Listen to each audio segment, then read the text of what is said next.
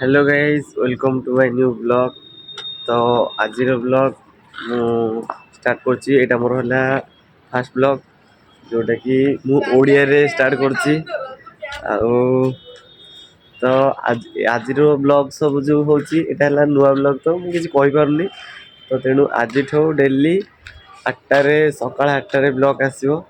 तो आज मु 365 दिन गोटे चैलेंज नेछि जो थे कि मु मोर डेली ब्लॉग अपलोड करी आ जो थे कि मोर सब जो गलुआ भाई मैंने भी देखी।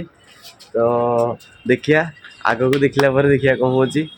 तो फास्ट मुला पुरी रोजी तो यहाँ देख एना भ्यू केमती देख बढ़िया भ्यू आसना यहाँ आम घर चारिपटर दृश्य।